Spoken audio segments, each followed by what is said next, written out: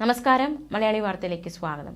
അർജുനായുള്ള തിരച്ചിൽ കഴിഞ്ഞ ദിവസം താൽക്കാലികമായി നിർത്തുകയാണെന്ന് കർണാടക അറിയിച്ചത് വലിയ രീതിയിലുള്ള ഞെട്ടലാണ് കേരളത്തിനുണ്ടാക്കിയത്.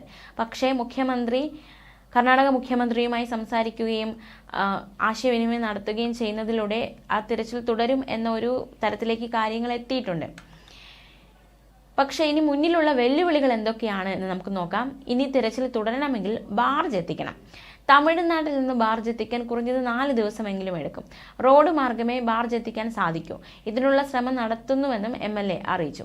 പുഴയിൽ ഒഴുകി നടന്ന് മണ്ണും ചെളിയും നിൽക്കുന്ന ക്രെയിൻ മൗണ്ടഡ് ബാർജ് തമിഴ്നാട്ടിൽ നിന്ന് റോഡ് മാർഗം എത്തിക്കാൻ 4 ദിവസം എടുക്കും. ഇത് കണക്കിലെടുത്താണ് തിരച്ചിൽ താൽക്കാലികമായി നിർത്തുന്നു എന്ന് കർണാടക അറിയിച്ചത്.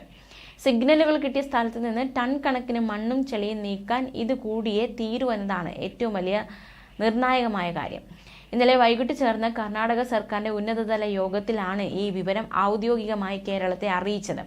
മുങ്ങൽ വിദഗ്ധർ ഈശ്വർ മൽപയും സംഘവും നാവികസേന, NDRF, SDRF ദൗത്യ സേനാംഗങ്ങളും ഇന്നലെ വൈകിട്ട് തന്നെ സംഭവ സ്ഥലത്ത് നിന്ന് മടങ്ങിയിരുന്നു. സ്ഥലത്തെ ടെന്റും പൊളിച്ചു നീക്കിയിരുന്നു. മൽപയുടെ നേതൃത്വത്തിൽ ഇന്നലെ നിരവധി തവണയാണ് തെരച്ചിൽ നടത്തിയത്.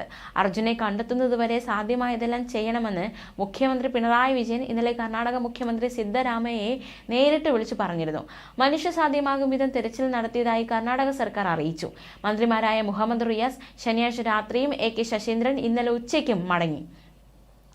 10 ദിവസമായി ഷിരൂരിൽ ക്യാമ്പ് ചെയ്യുന്ന AKM അഷ്റഫ് MLA പറയുന്നത് തെരച്ചിലിന് പ്ലാൻ B പ്രകാരമുള്ള ബദൽ മാർഗം പരിഗണിക്കണമെന്നാണ്. അത് കർണാടക മുഖ്യമന്ത്രിമാരും ചീഫ് സെക്രട്ടറിമാരും ചർച്ച ചെയ്ത് തീരുമാനമെടുക്കണം. മുഖ്യമന്ത്രിമാർ തമ്മിലുള്ള ഏകോപനവും വേണം. ഇപ്പോഴത്തെ ദൗത്യത്തിന്റെ പ്രതീക്ഷ നഷ്ടപ്പെട്ടതായും അദ്ദേഹം പ്രതികരിച്ചു. തടസ്സമായി ഒരുപാട് കാര്യങ്ങളുണ്ട്. മരത്തടികൾ, ആൽമരം, ഇതൊക്കെയാണ് പലപ്പോഴും തടസ്സങ്ങൾ സൃഷ്ടിക്കുന്നത്. ഈശ്വർ മൽപേ പറയുന്നതനുസരിച്ച് പുഴയിൽ 4 മീറ്റർ ആഴത്തിൽ കമ്പി കൊണ്ട് കുത്തി നോക്കിയിരുന്നു. 3ാമത്തെ സിഗ്നൽ കിട്ടിയ സ്ഥലത്ത് ഒട്ടേറെ തടിക്കഷ്ണങ്ങൾ ഹൈ ടെൻഷൻ വയറിൽ കുടുങ്ങിക്കിടക്കുകയാണ്.